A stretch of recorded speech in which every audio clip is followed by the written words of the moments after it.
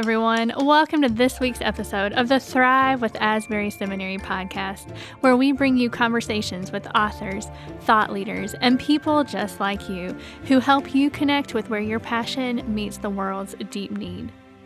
I'm very excited about our guest on the podcast today, Eddie Kaufholz. Eddie's conversation is our first surprise episode of this podcast season. And y'all, this conversation is just the best. I loved it so much. Let me tell you a little bit about Eddie. Eddie is the producer and host of The New Activist. It's a podcast dedicated to hearing from activists and world changers who are tackling some of the world's biggest problems. So if you haven't already done so, you really must go and subscribe to The New Activist podcast. Listening to it has changed my life, and I know it will do the same for yours. In addition, Eddie is also on staff with International Justice Mission, a non-government organization dedicated to ending slavery around the globe. And he also happens to be an Asbury Seminary alum.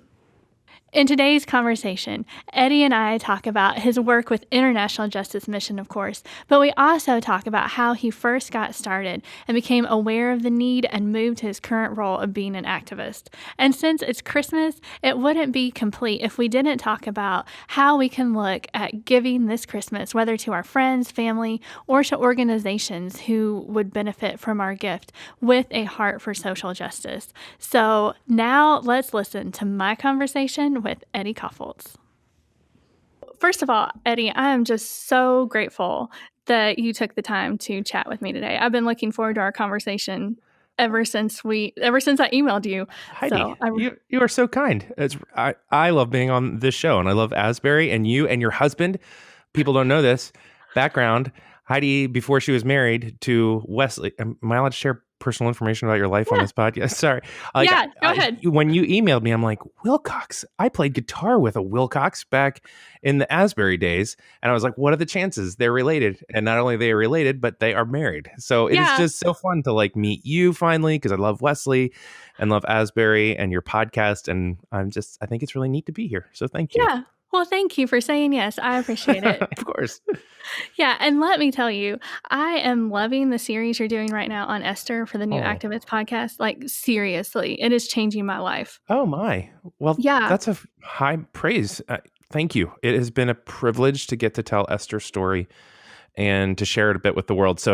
But you also know, making a podcast, we just create these MP3s and you just kind of send it into the cloud. And you're like, well, I guess people are listening. And so to hear you echo back that you've heard it and been moved by it means a lot. So thank you. Yeah.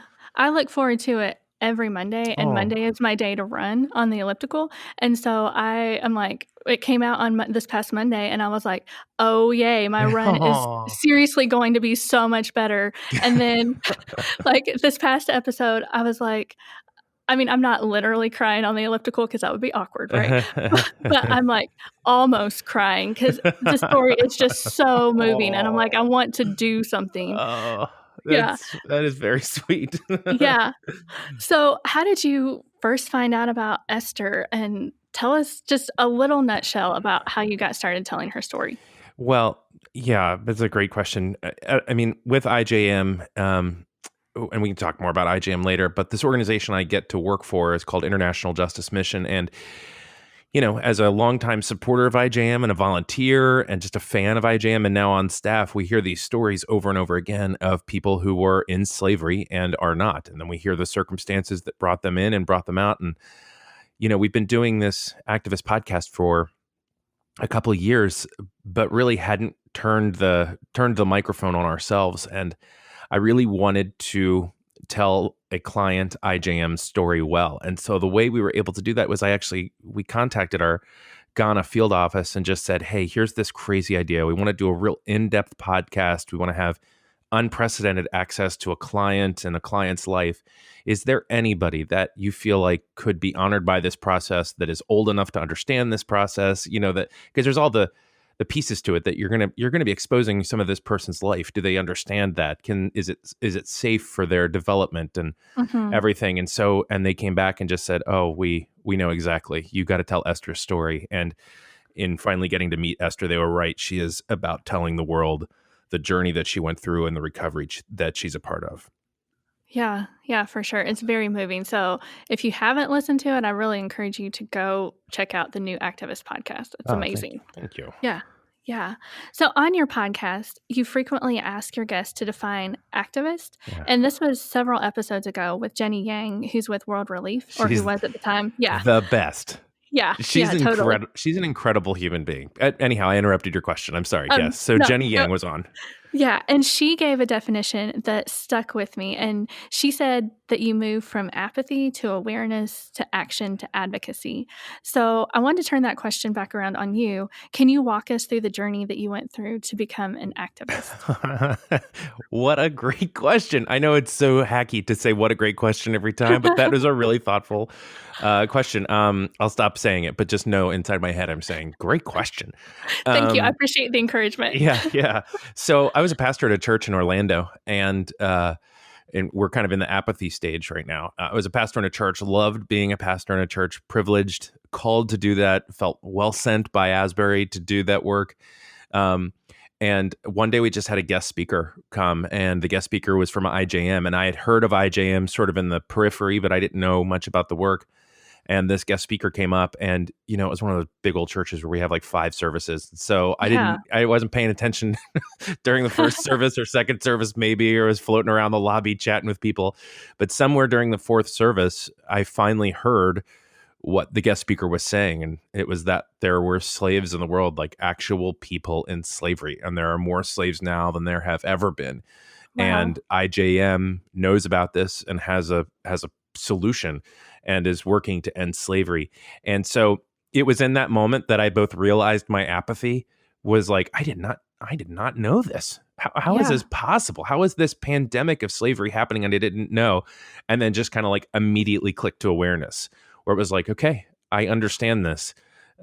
This is not okay. And, everybody has things that like ring their bell when they hear about it. I mean, some people, they experience, like youth ministry or young life, and they're like, that's it. My whole life is going to be about helping with this. So addiction, recovery, and there's so many different ways, right, that God uses people to go and do the work. But there was something about this particular moment of awareness where I was just like, man, I have got to help. We're going to try to help out. So Yeah. Brienne, my wife, and I, we became freedom partners. So that was just like the way to give monthly. Just Okay. start giving money. It's like one of those easy first steps. We started to give money, but then I started to volunteer with IJM a bit and started to try to introduce them to other churches and try to just get the word out there. And so then we're kind of moving from the action piece of it. Like now I'm starting to like, all right, I'm taking the IJM steps and I'm really engaged in this, working with them. I got a job with them, but I think the advocacy piece came with starting the New Activist. Yeah, for sure.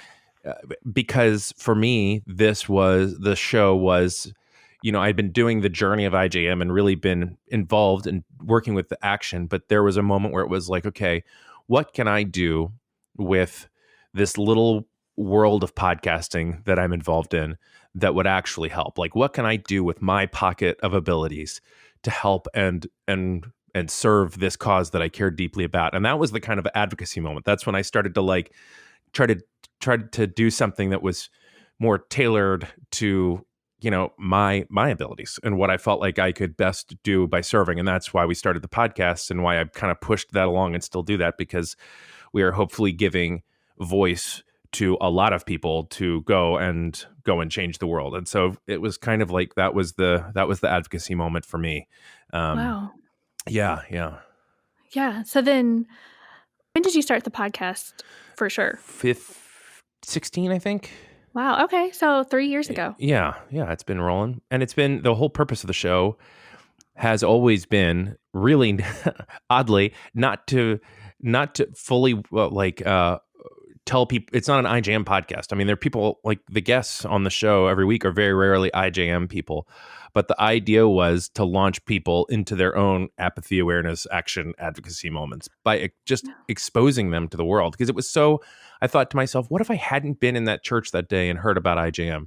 Like I may have still never known about this. And I just thought, man, obviously it's, in the sovereignty of God, we show up in the right places at the right time, and it's all beyond us. Yes. But also, like we've got to build those spaces, and I just really thought like and IJM really was like, we want to be a part of not only being that space for people and helping to end slavery, but we want to build those spaces. We want to build places where we can talk about, you know, food equality and racial inequality and things that are all over the justice sphere that matter a great deal, because people, we really firmly believe that when people hear about it, they understand the road that they're now on. When they go from apathy to awareness, you've pushed them hard enough, and now they're on autopilot. Now they're running.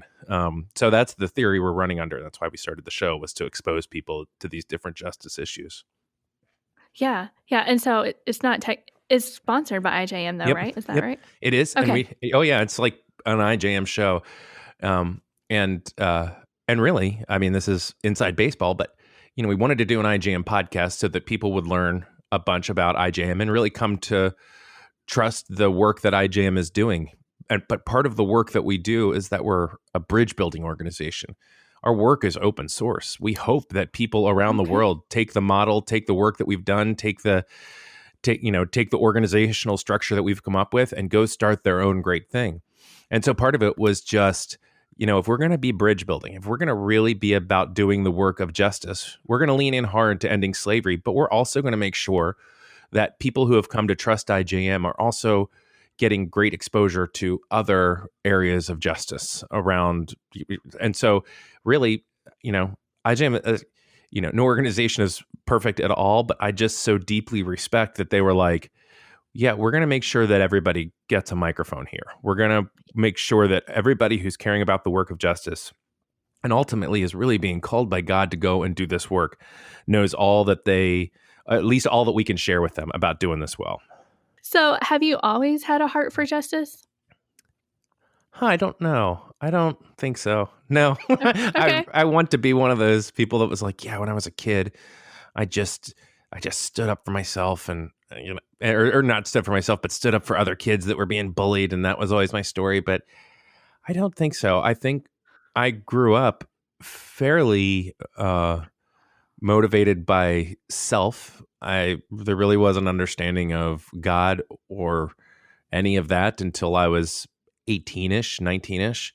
Mm-hmm. And so my world was basically about me and mine and my little world. And so I say that because that's just a product of like how I was raised. But once I sort of exploded into the world, as an adult and went to college and, thankfully to Young Life, prayed for the very first time, understood who Jesus was, and continued to grow in faith.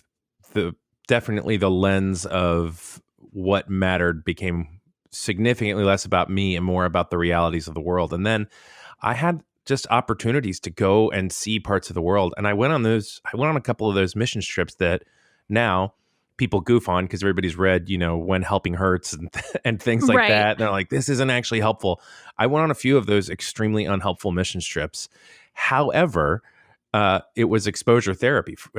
It just kind of like blew my worldview wide open. And it was just like, oh, there's need around the world that yes. I was really sheltered from as a child. I was sheltered from the fact that the world is broken. And, we parent differently than I was parented. And I'm not blaming anything on my parents, but I'm just saying I would have liked to have known earlier. But once I started to see and experience, then I think it became just really triggered by the fact that it was like, we have got to go and be the hands and feet of Jesus. We've got to go out and do this work. And so for me, it really came from a theological place. So I'm not sure if it was anything in my character, but it was just definitely something of understanding the life of Jesus that was pretty much like undeniably had to go and serve in whatever way I could. I had no intention.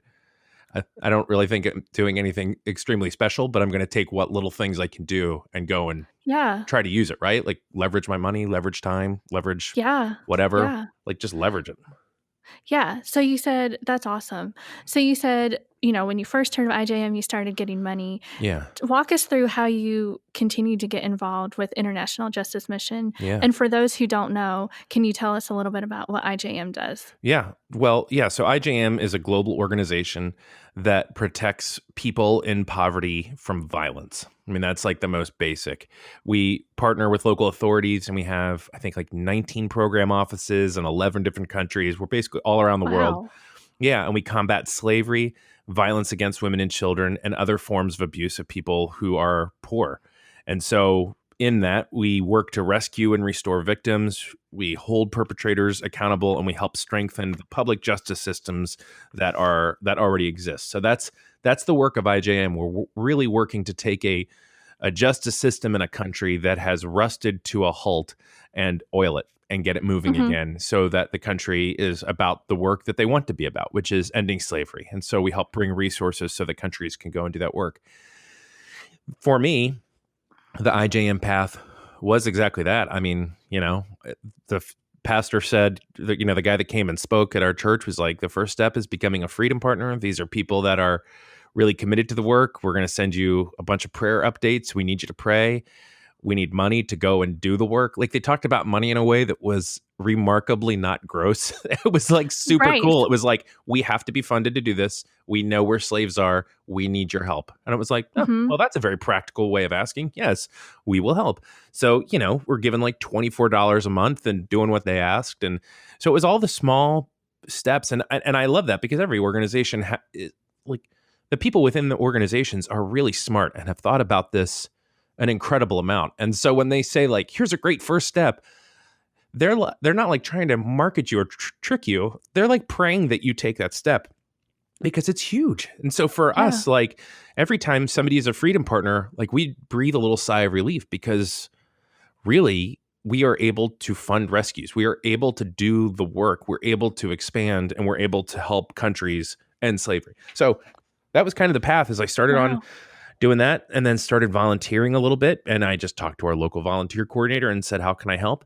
And then one day, kind of the big turning point in our life was that the guy that came and spoke at the church called me and said that he was retiring and would I like to, apply for his job. And it wasn't a given. It wasn't one of those like wink, wink, you got the job things. Like, IJM doesn't play like that.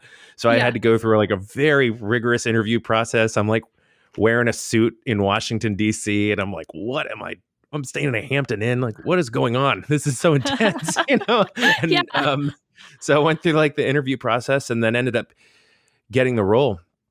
That's awesome. Yeah. So it was a real progression of just like following. I just really wanted to follow the path that kind of they had prescribed, because the work was just so complex that I knew that they had boiled down the steps for me. Does that make sense? Like, I was like, I'm not going to try to like insert my own narrative into this work. I'm going to just do what they're asking. For sure. Yeah. So that was kind of the progress to being a part of the IJM staff.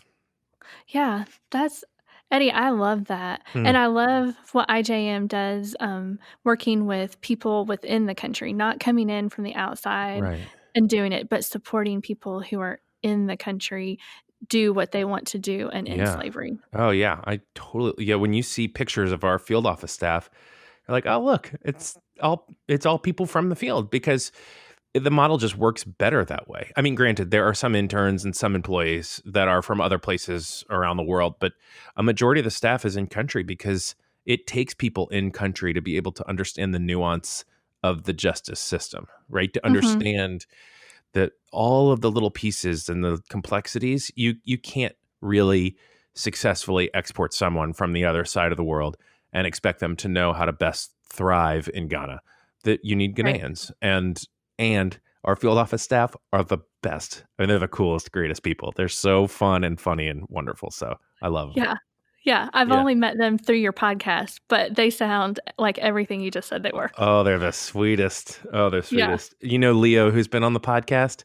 Oh, he is the funniest, sweetest man with a huge laugh, and just like, he's just a good dude. I love that guy. So anyway, they are amazing, and they're also, I mean, they're fierce. They are firmly committed to their work and they don't play. So it's awesome to watch them. Yeah, for sure.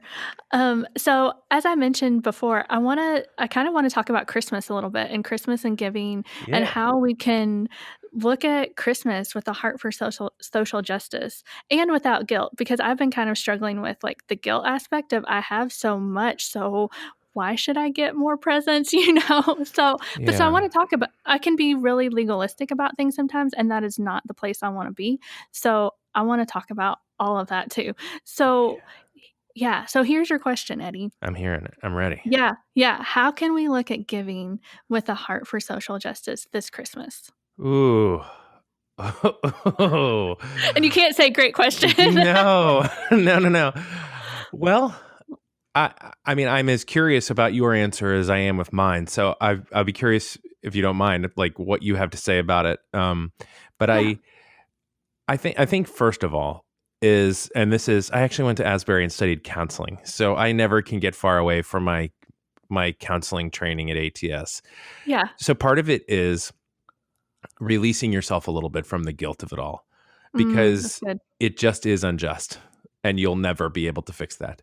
The moment you were born into the United States, the moment you are able to pick up the phone and call 911, and a police officer is there in theory to help you within a minute, right? The moment you have access to an emergency room, the moment you have access to clean water, you have already tipped the balance deeply, right? To a place that you can Right. never untip it. So it's already done. Like, you can't outpace the injustice of poverty, right? Right. And the people that have.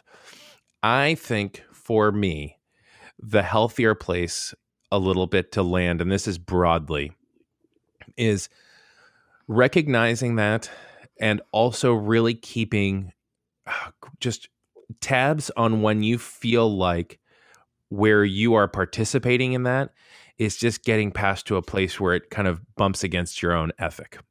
So I think there is a compass inside of us that we just know, like, this feels extravagant.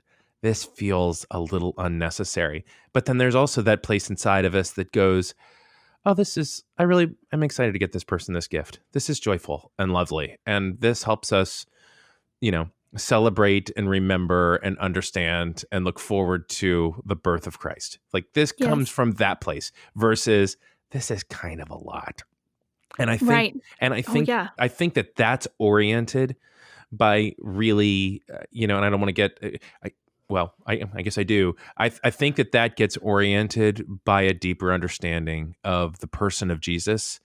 And I think that we've got to be able to be cultivating like our own, like our personal pursuit of holiness, really. Like, if we're not cultivating Yes. that, I think our compass gets off pretty wildly. And so I do think, and this is like it's very broad, but I think part of it is just giving ourselves permission to understand that we are born here. God gives us all of these things. It is ours. God gives us this life to delight in. But at the same time, we have got a massive amount of work to do. Because for me, I sit in like, okay, if I just sit in this Christmas season, the story of Jesus's birth, I can't party hard enough. Like, I can't celebrate Right. hard enough, because it's just, you can never possibly outgift, like out Christmas party, like out eggnog. You cannot possibly out celebrate the bigness of what we are anticipating and moving towards in Christmas. Yes. Yet at the same time, there is Matthew 5, you are the light of the hill. You are the light of the world, right? A town built on a hill cannot be hidden.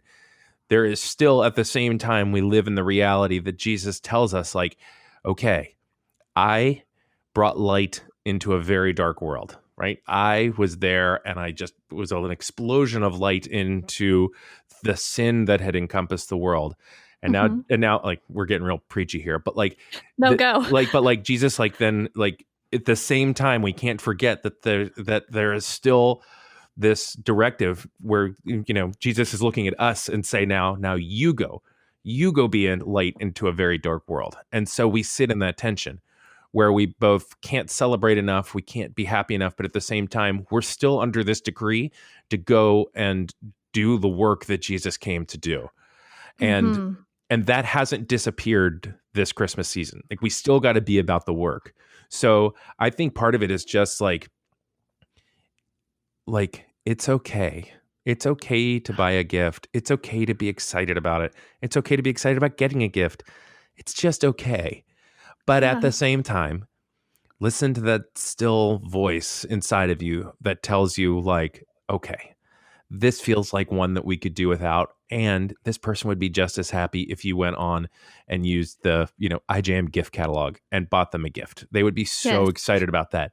A 5-year-old may not be. So fine, get them Legos. It's fine. Everybody gets, it's okay. But for some people, like, they will be as excited. And for you, you may be just as excited. And I also think that there's this point of conviction where it's like, if you're really struggling with this, that's probably saying more about you in this moment than anything else. And I feel like you listen to that. And so maybe if it's like a real point of like, I'm struggling with this, well, maybe this is the Christmas where it's all holiday gift catalogs from great nonprofits. And that's what you buy everybody. And everybody will be excited and you will feel resolved in whatever it is that you're struggling with. Yeah. But I don't know that there is like this is bad, this is good. But I think that there's a sense that we know what is right and what is too right, No, I totally get that. And if we were together in person while you were recording, you would have seen my shoulders visibly relax that, like, buying gifts, it's okay. And I love what you said about there's not a right way or a wrong way to do it, but to just celebrate with joy and delight and do good in your celebration at the same time. Yeah, because I just cannot imagine God is furious with us for buying a gift, for our spouse, buying them, these earrings they've always wanted. I just can't imagine that God is furious with that because we didn't take that $20 and send it to, to some organization that's doing good work or something like that. That does not feel in line with how I understand it. But for some people who are listening to this right now, they're like, I disagree strongly. And so for those people, I'm like, good. Then go for it. Don't buy the earrings and go spend the 20. Like, that is truth for you. And I feel like that is where God is uniquely moving you. And so go to it. Yeah. Yeah. No, I love that because I'm realizing more and more how God wants us to live our lives with joy, Right. Yeah, with joy. There's enough sadness. We should be the happiest people ever. Right. And there's a part to it that it's just like you can't sit and wallow all the time in the fact that we do live a disproportionately fortunate life as a U.S. citizen. There are times when that is hard to reconcile. And there are times even within our own country's narrative where it is, we can read the news every single day. We're like, man, this country is in a a lot of complex conversations right now. Mm-hmm. But I also think that there's a part of it that's just like, I have got to make sure that I don't just wallow in the sadness that others don't have, but I'm also as equally appreciative that, I have access to clean water, that I have, my children are not in fear of being taken on the way to school and being enslaved. Yes. Like, this is just not our story. And I am exceedingly grateful for it. But at the same time, right on the other side of the coin, there is that much responsibility to help others not be in that as well. So it's like, what is it? Great power, great responsibility. Yes. What is that from? It's not the Bible. It's like something. I think it's Superman. Yeah. Okay. I'm glad I didn't think it was the Bible. No, it's Superman. That feels better. Yeah. So if we're like, if we're going for the earrings or whatever this Christmas, because it feels right to us, to, give gifts to people, how can we know that what we're buying isn't contributing to slavery? Yeah. The truth is we can't. And that's what's hard is that we can't always. Let me say that. I don't know how to walk through Target and pick out a shirt that is or is not contributing to slavery.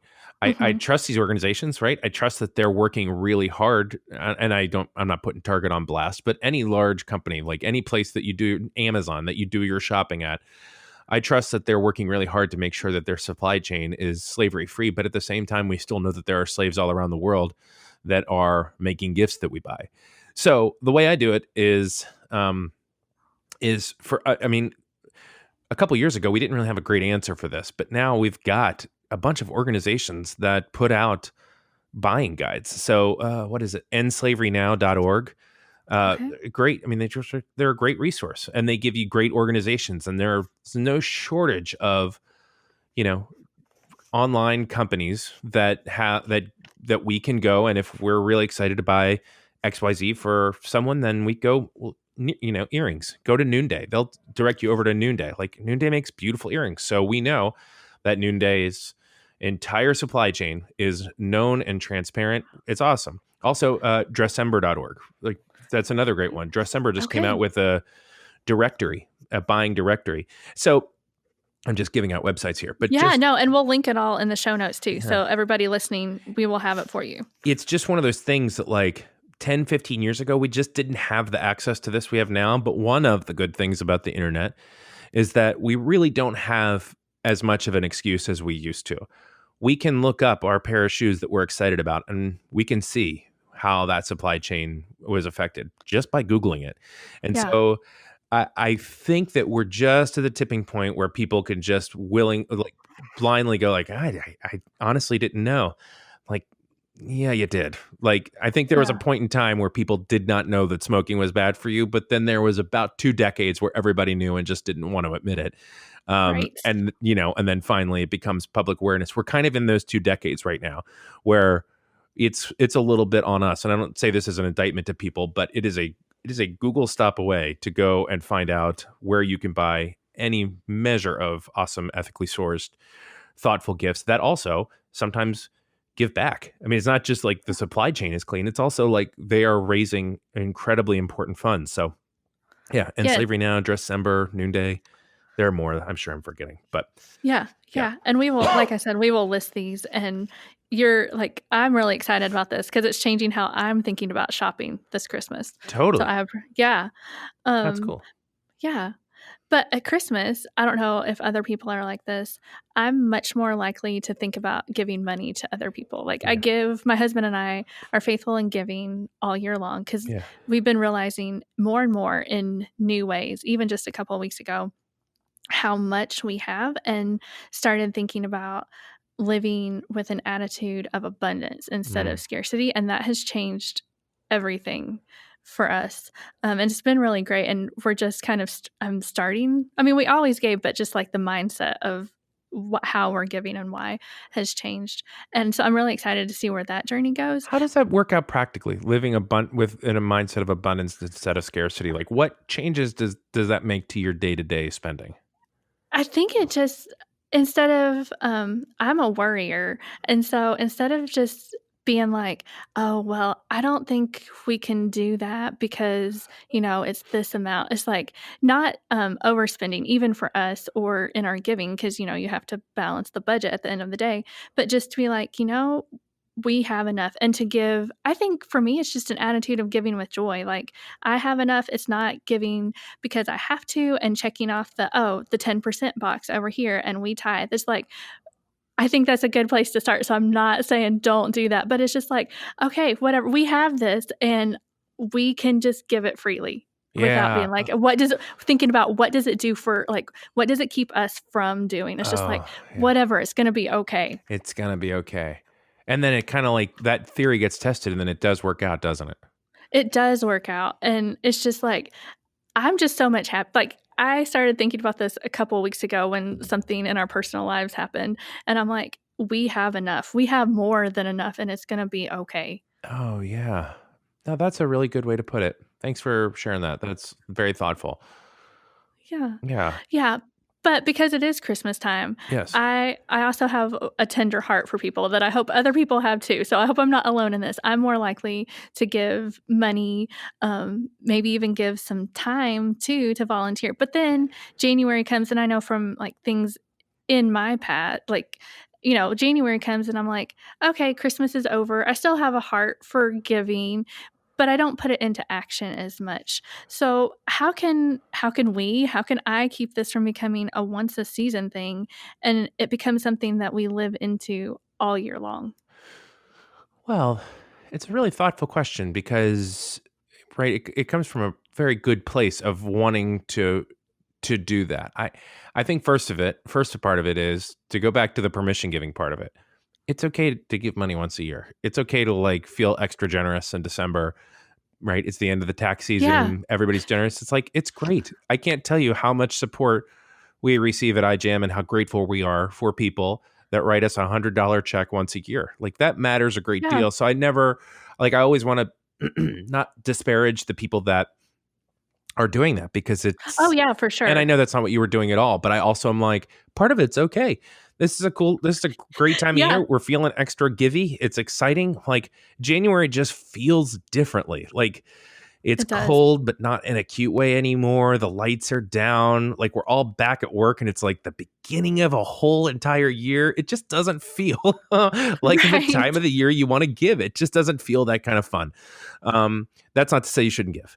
But I'm also Right. like, I get it because I feel the same way. Like this is a nice time of season to give. So first of all, like keep doing it. But I also Yeah. think from an organizational standpoint, we're in this work. I mean, I can speak only for IJM. Like we're in this work for the very long haul.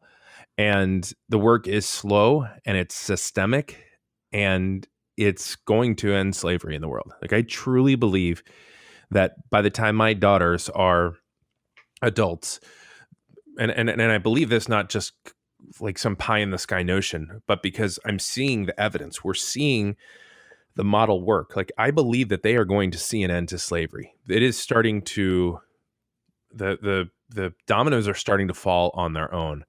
And so part of it is we can't go away. We can't Mhm. stop.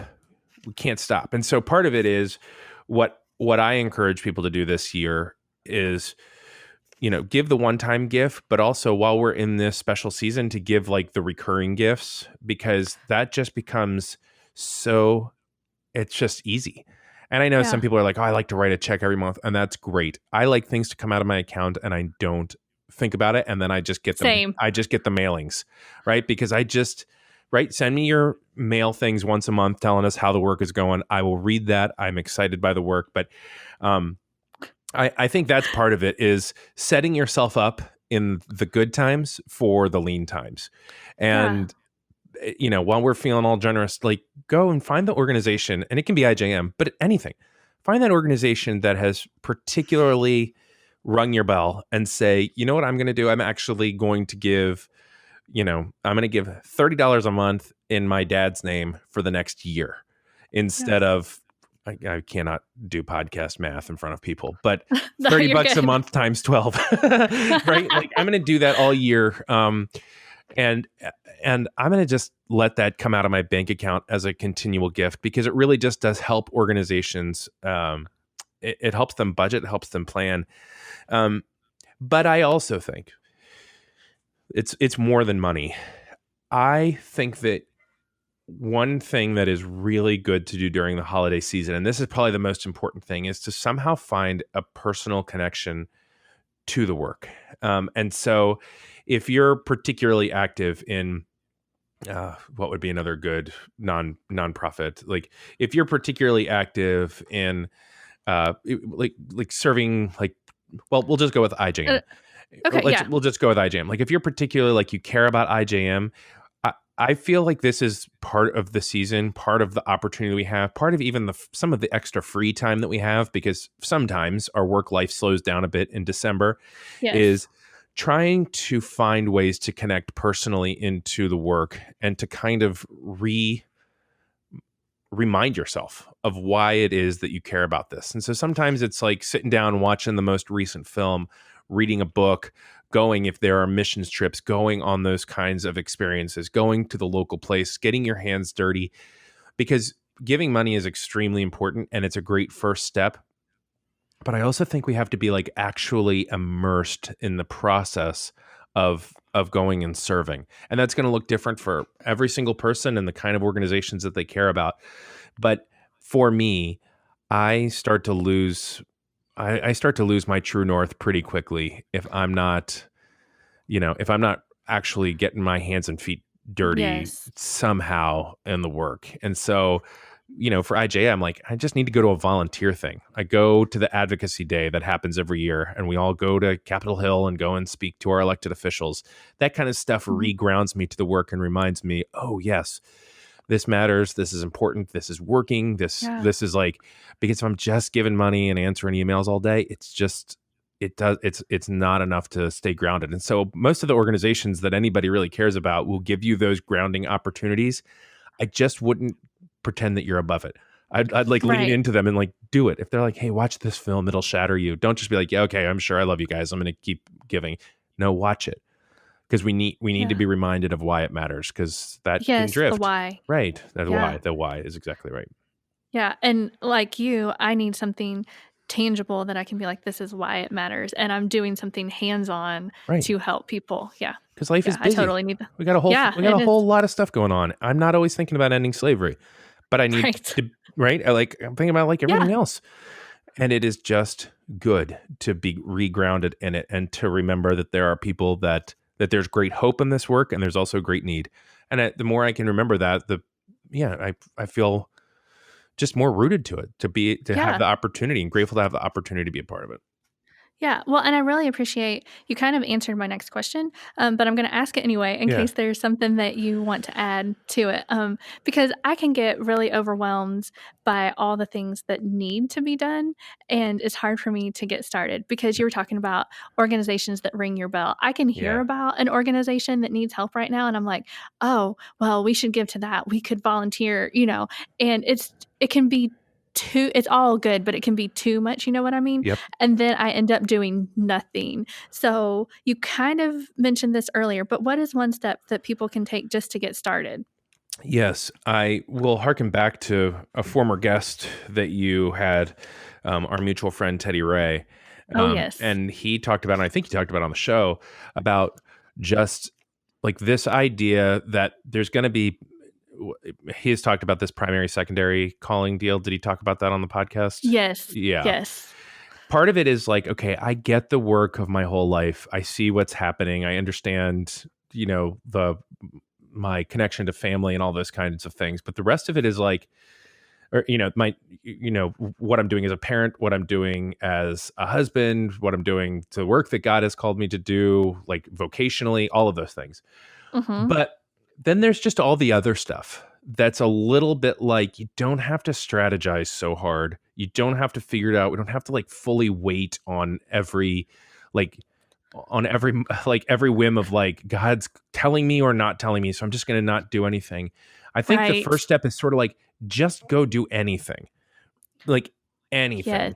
because I think generally, and this might be wrong, but people get trapped in apathy and really trapped in just either apathy or strategy. Like they're trying to figure out, okay, if I do this, then I'm involved with this, and then I'm going to try to do this.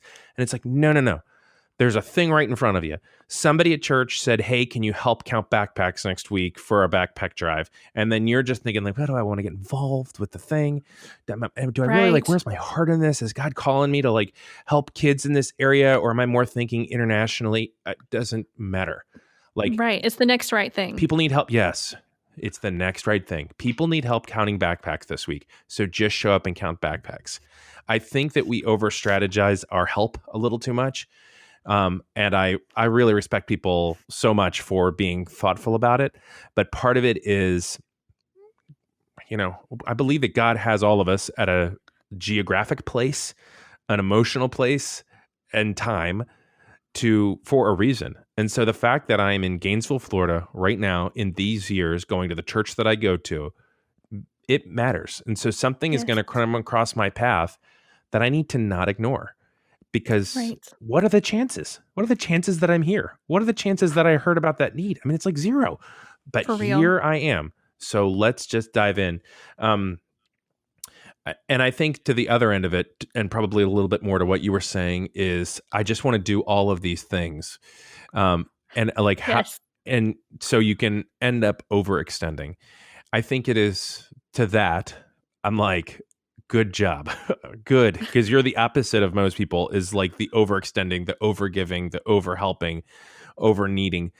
But what needs to not happen is for you to shut down. And I'm not saying this is particularly you, but like No, it will be me if I don't figure out the balance. So yeah, yeah. the sympathy burnout does not need no organization, no group, no marginalized group of people need you to burn out, because then you're doing nothing for everyone, and that's just not helpful.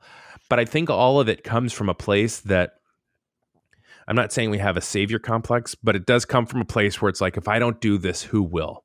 And that's the place where I really have to sit back and go, okay, I can't do nothing. I can't be lazy, but I am going to trust God that if I dig into volunteering with the Red Cross, and my local Boys and Girls Club, that the other 9 things that I know are super important are going to get figured out, because I feel like that's where I can devote my best time right now, instead of, doing almost nothing for any of them or just overextending yourself. I think we've got to just trust that God has the resources and the people to be able to get it all done. But all of those people have to get up and say, like, okay, I'll take my next step. If everybody just got up and took a single step, we'd be overwhelmed with help.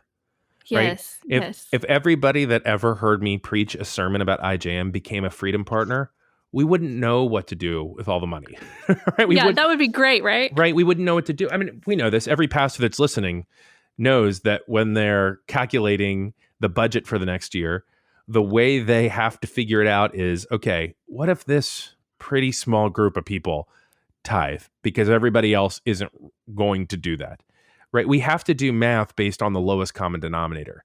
And that is always like, what if we were able to do the math of people leveraging their life, money, prayer, advocacy, time? What if we were able to do that math based on 75% of the people? We wouldn't know what to do with it all. So I am always like, don't strategize, don't think, take a single step right now and do something.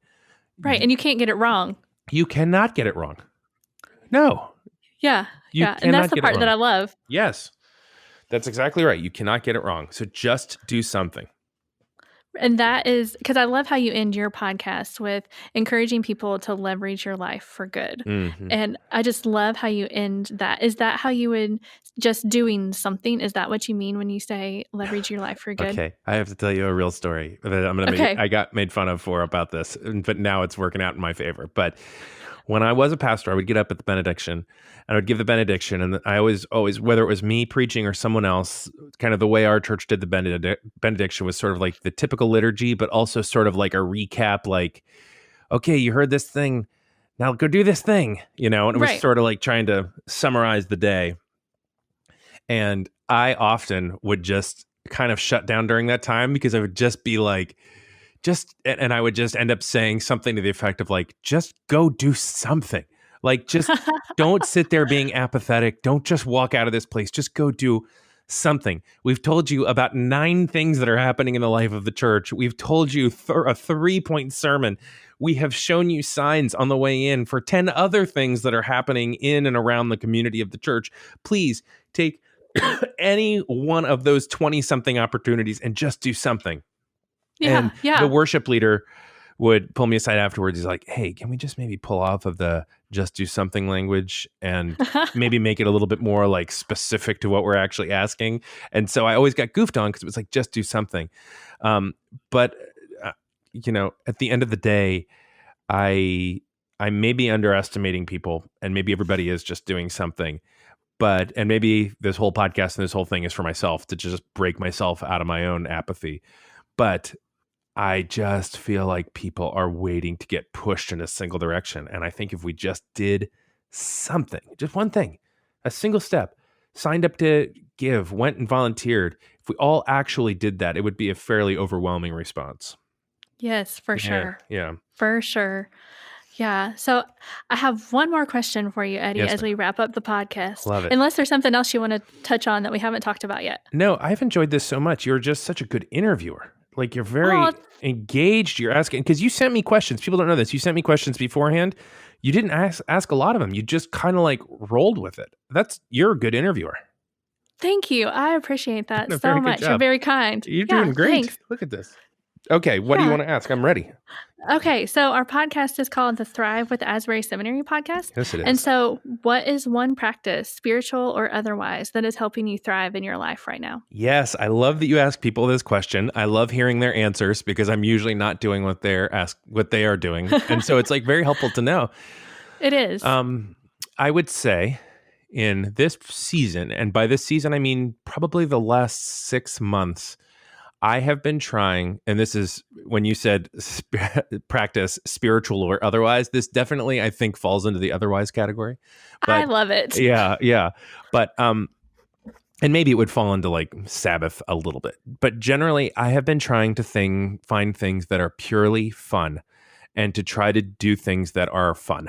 And that seems easier said than done, maybe for some people, but I'm not a person that naturally gravitates to fun, like, and take things seriously. Or a lot of things that were fun, like writing or podcasting, are now also fun, but they're really also part of a job. And so there's deadlines attached to it. So I have been trying to find areas in my life where it is just pure joy that can never be connected to anything vocational, and in that fun I find that it's actually a fairly spiritual practice.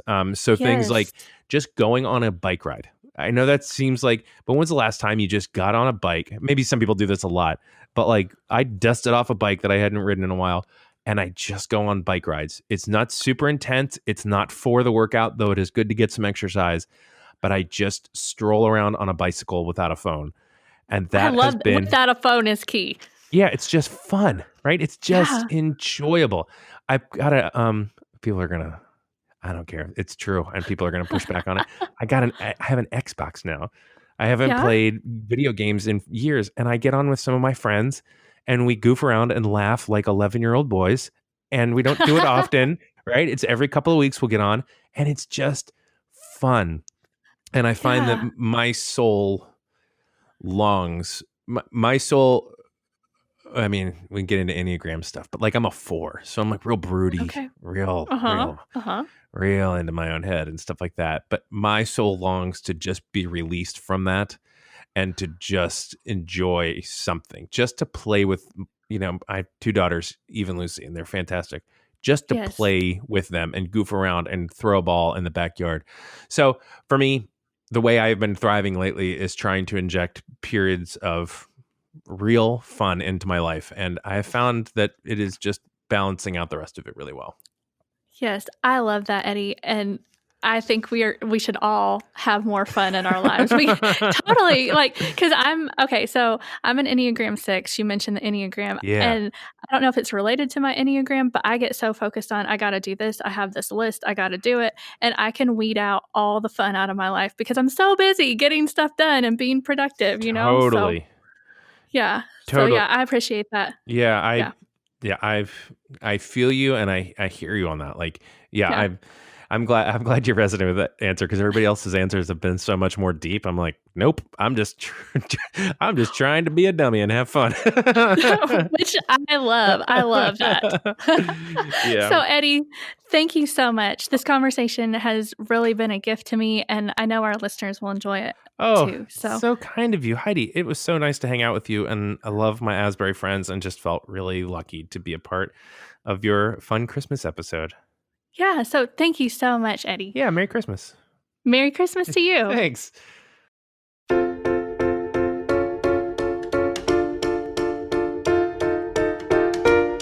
Hey, y'all. Thank you so much for joining me for this conversation with Eddie Kaufholz.